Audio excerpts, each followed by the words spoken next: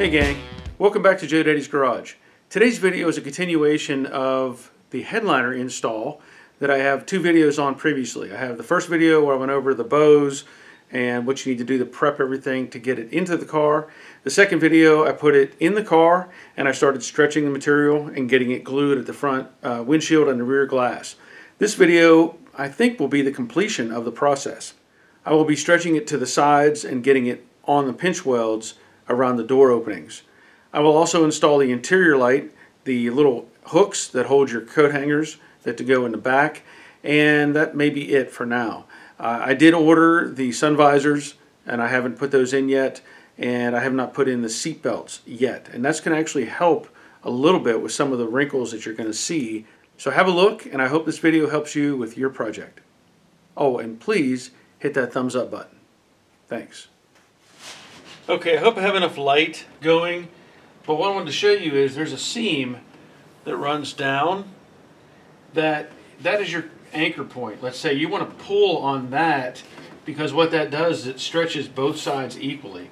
If you try to pull in the middle, it'll create weird wrinkles and stuff, or if you pull over here, create weird kind of wrinkles.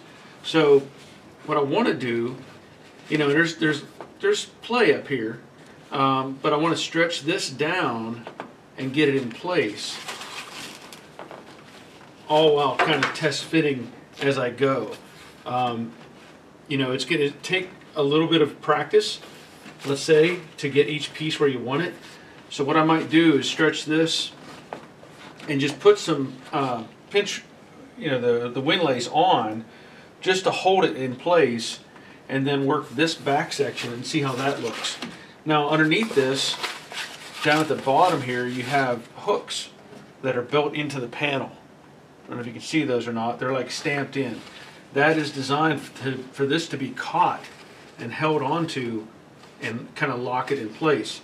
So I'm going to experiment a little bit. I want to get some lace material here. Now, another thing I'll point out, as I'm doing this, you know, the corner is right here. Well, you can't pull both directions at the same time, so I'm going to have to cut this as well so that I can kind of work this down, you know, independent, let's say, of each section, because I'm going different directions.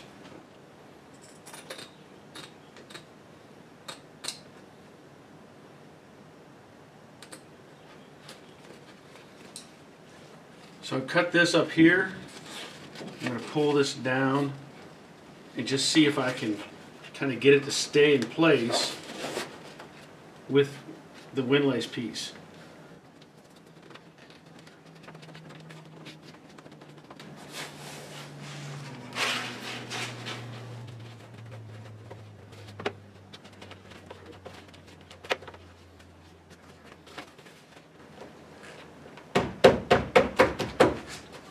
Now again, this is the leftover pieces or the scrap that I had from the car when I took everything apart. So that's not looking too bad. It's really tough to get rid of some of these wrinkles, but I can experiment, go back and forth a little. Again, I want to work on that center pull of the stitch weld or the stitch seam.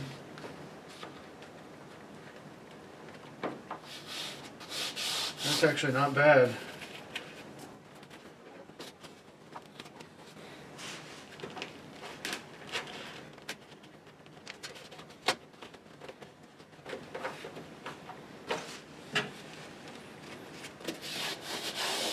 Now some of this will also go away.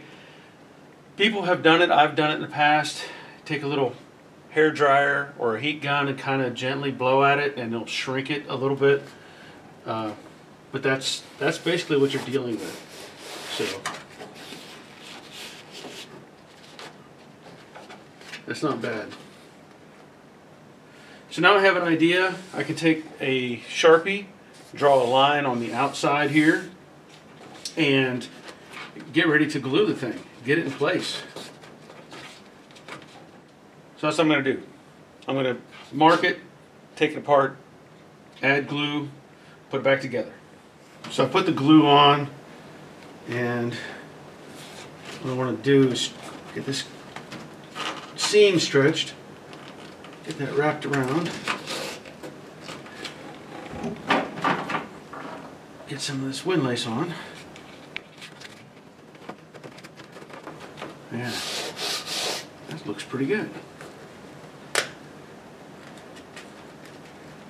can probably hear the material splitting because I'm up on that edge. It's starting to come apart right there, so I just need to continue to work this. And really, I know I've said it before, talked about it, but you know, you're going to stretch all the way down, you know, on the sides as well as you go forward. But I really wanted to get that down, and I think that looks pretty nice. Yeah, I can live with that. Okay, like I said, I think all this looks pretty good. Let me turn this little light on here. So I'm going to do the same thing that I did in the front. I took a Sharpie and drew a line on the back side. I'll take this strip off and then apply my glue.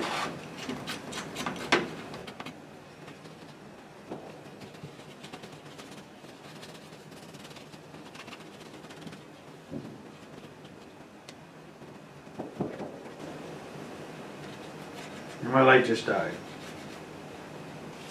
Alright, same thing. And just stretch it down. Wrap it around.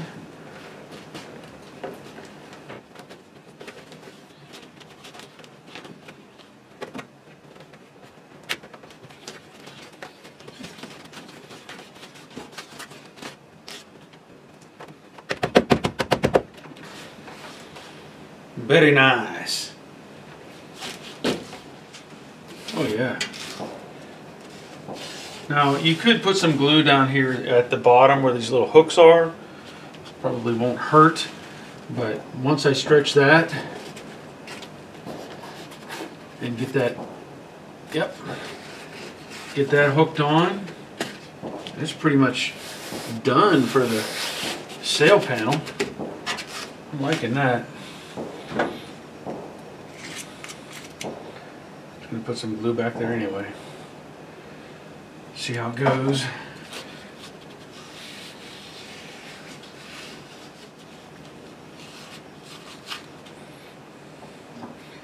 Imagine the guys at the factory that did this all day, every day.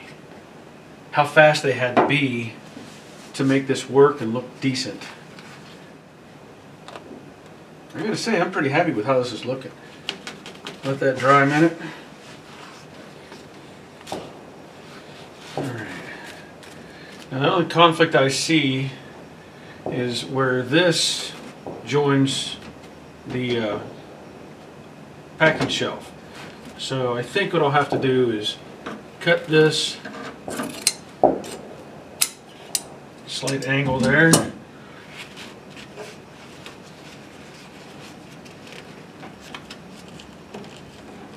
Now, I don't know what they used at the factory to hook these things on, you know, just their fingers, because that could have been very painful, especially a new guy. Imagine a new guy coming in, you have to stretch this and stab your finger. Oh, okay.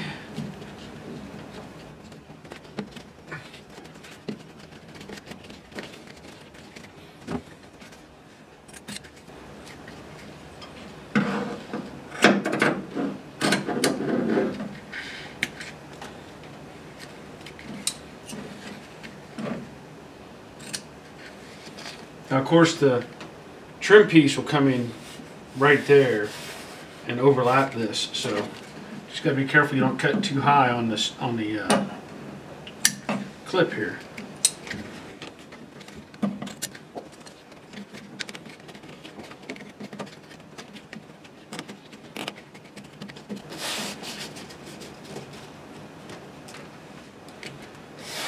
I think that looks pretty good. Now I'll do the same thing to the other side, and of course trim off the excess material that is hanging over right here, and get the other side done, and then we'll start working on the sides. just so you can see, I set the trim panel in the corner, and there's just a little bit of a wrinkle right there, but heat gun, you know, like a hair dryer, a little bit of that and it'll go away, and that's going to be really nice. Okay, now that I have both back sections done or in, I want to work on getting the perimeter done around the door opening. I already have a piece on that holding, you know, the material onto the pinch weld. But what I've done is I actually ordered 18 feet of new windlays.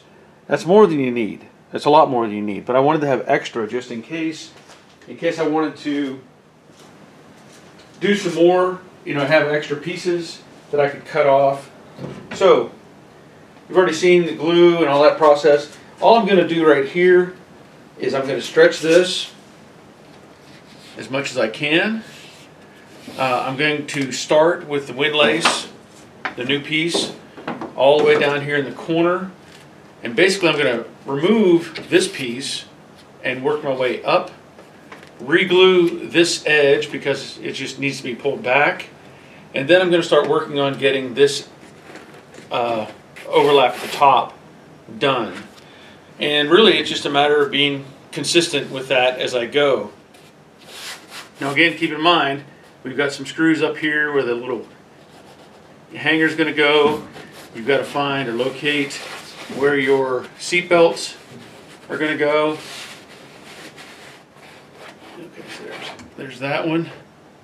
Right there is one screw. And right here, that's where your seat belt is going to mount. So, this is good. I'll get this started down the corner.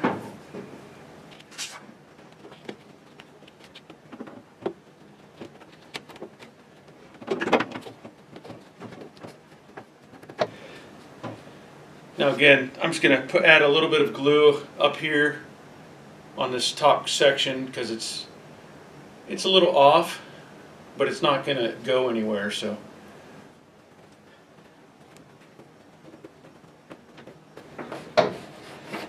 all right, all that looks good. Now I'm going to work on stretching this piece and getting it up same way. Repeat the process all the way across. Now, the difference here, you could, if you wanted to, do a section, and since I already have the windlace started, I could just use it. Or, if I wanted to, I could use sections again like I did on the other, you know, around the front and back. But there's no reason why I can't just use the windlace. So, again, add more glue, stretch, overlap, and put it together.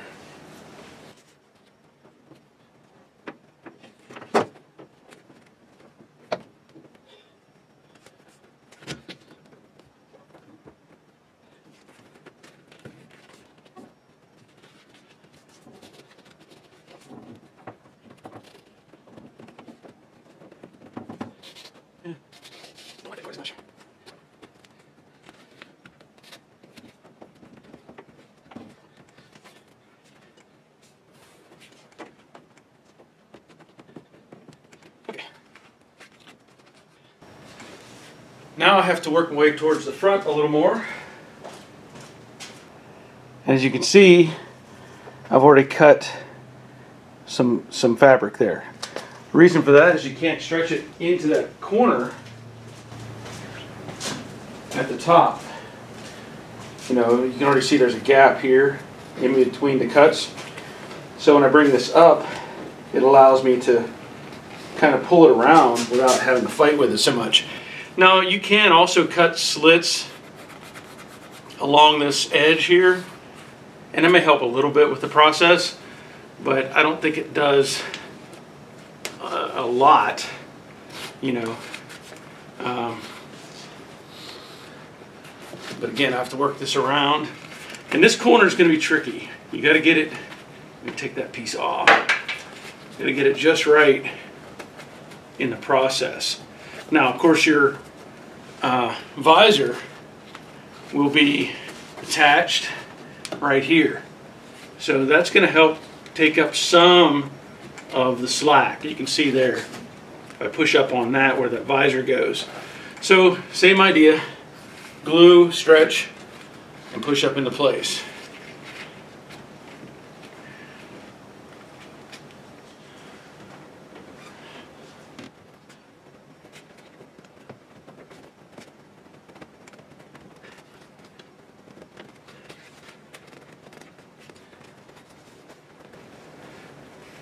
Again, that's where my visor goes. So I'm trying to make sure I have maybe a little bit of room there for that, just because it's going to pull that up anyway. But I'm still stretching it. I'm trying to get all the way over in this corner as best I can. And of course down. Now the other thing is, there is a screw that goes right here that is the little tiny trim piece that holds this corner together. So you got to be kind of prepared for that too.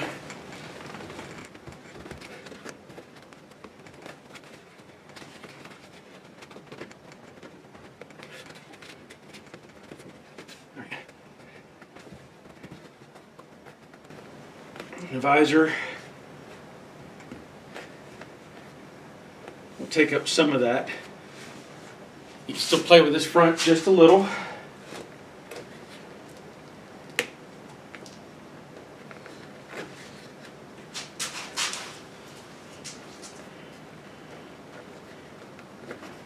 Yeah.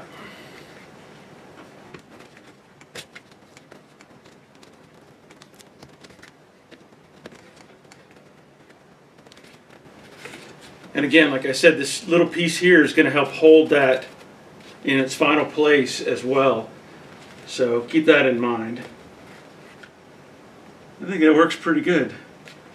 I mean, I could probably stretch just a little bit more out of it, but I don't want to get too carried away.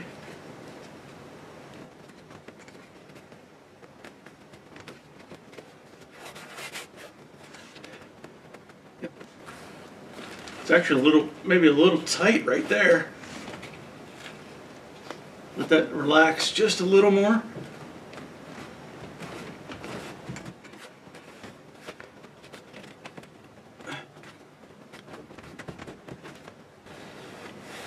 Yeah, I think I can live with that.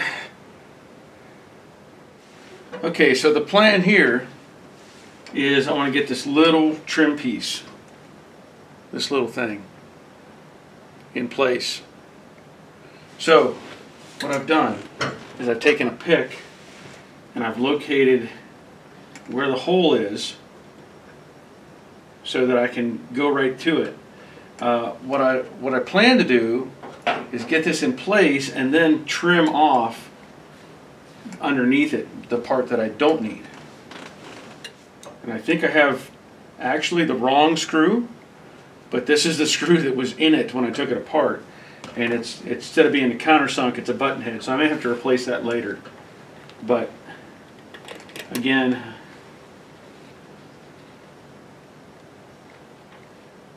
well, what I can do is use the pick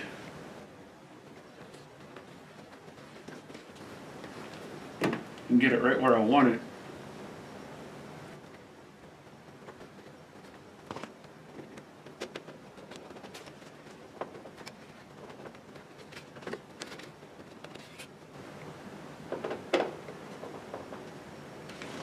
And then the idea too is whenever the windshield seal goes in, it goes on top of this little flange that's right there. I guess I should have had that light on.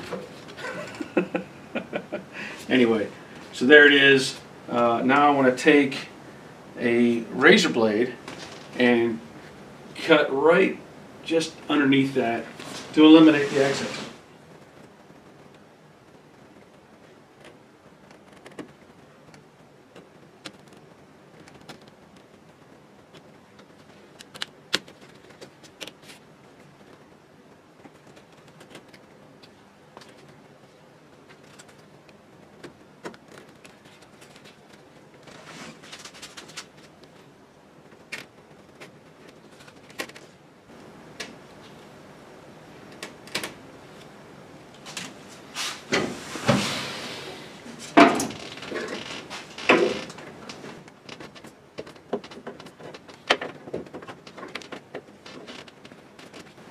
me get rid of some of this other overhang.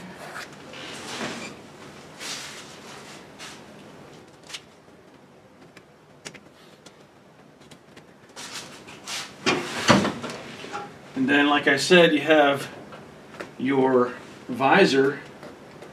So you're going to have your screws where the visor is. It gives you the center point, and you can just carefully cut a little X right on top of those.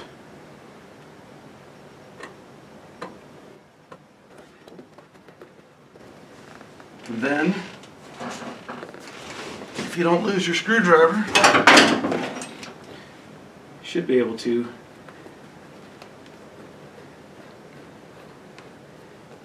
push that up around it.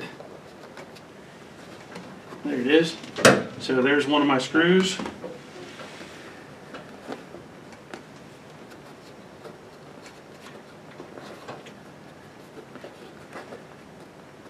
There's the other one.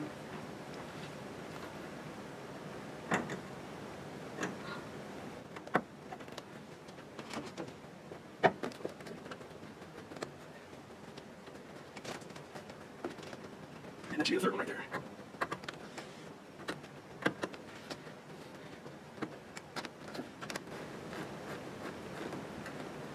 Okay, so now you see how to get the screws back out, right?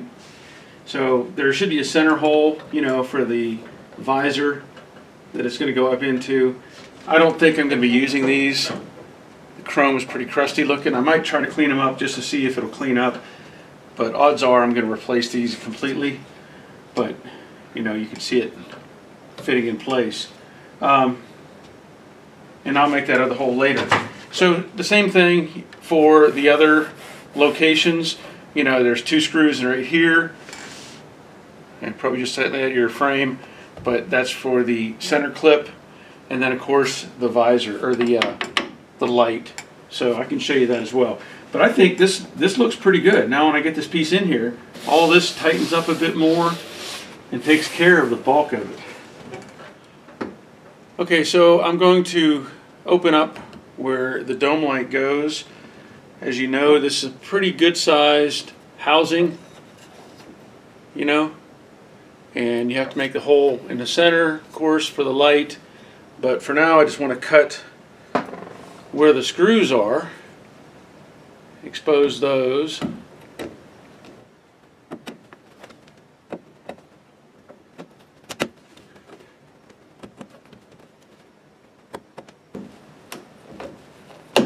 Okay, and the light itself, you know, this is this old crusty looking chrome piece.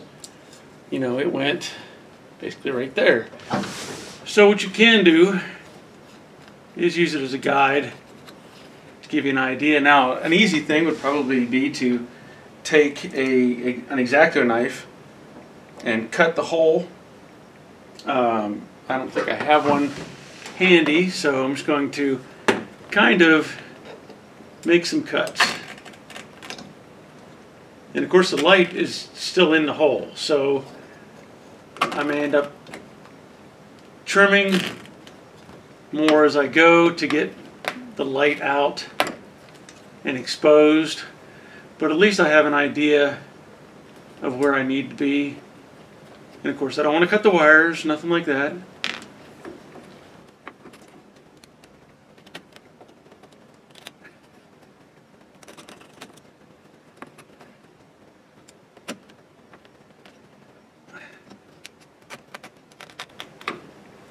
I don't know what the shape would have been originally.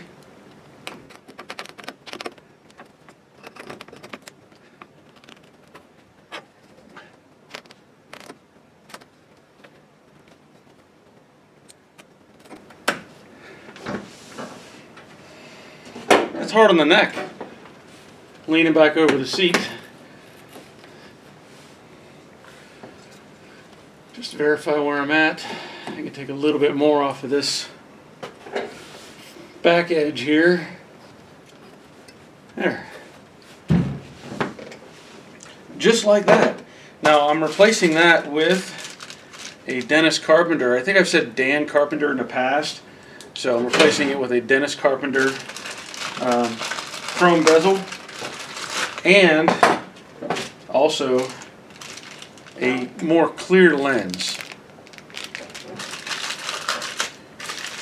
I think you have a choice. This one's just a little frosted, you know, or you could get what they would call the milk, I think the milk lens. I just went with the frosted one. Maybe it'll give it a little more light in the car.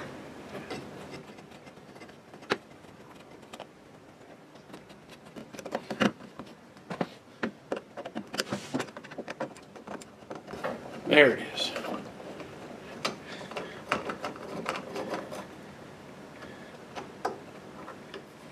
Nice. I like it. Okay, you can probably see there's wrinkles, you know, and there's only so much you can do to get those gone. There's only so much you can do. But what I'm going to do is take a heat gun and apply some heat to those areas, and hopefully it'll shrink the material a little bit and draw some of those wrinkles out. This can be risky, you know, you want to be careful with it. So I have it's a Blue Point, you know, heat gun, and I'm going to set it on low and see how that does.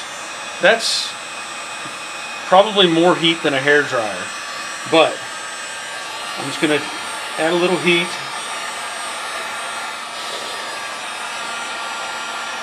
And there may not be quite enough. I'm going to turn it up to high and see how that does. Again, I'm being cautious.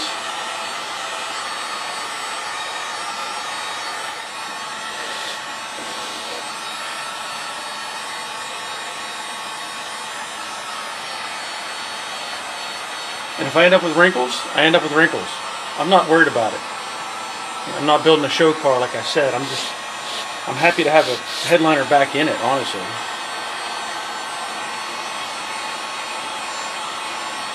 A lot of people get bent out of shape over this.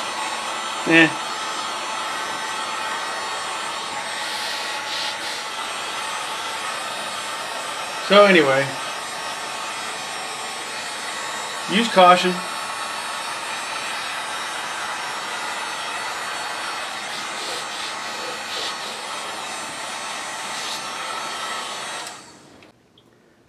I wanted to show you the inside, and I will say I have restretched these two panels. I took the windlace loose, I took the panel slightly loose from the edge and just restretched them. The front turned out real good. There's, I mean, hardly any wrinkles in these two middle sections. There's a little bit on this back in the roof there, and I don't know what else I can do with those. I mean, I'm going to try using the heat gun and work those out, but there may be little that I can do with them. And if that's it, then that's it. I'm not going to worry about it. You know, it's not out to win any shows. I just want to make sure that I have it all in place. So the sides, they look good, both sides. So I'm happy with that. And, you know, you can do it. Well, I hope this video was beneficial for you. I know a lot of people are apprehensive about putting in headliners. And, you know, even though there are some issues with having some wrinkles and stuff like that, some of that can be alleviated with a heat gun. I did a little video, a little segment of that showing you how you can do that. But, you know, I'm not worried about it being perfect.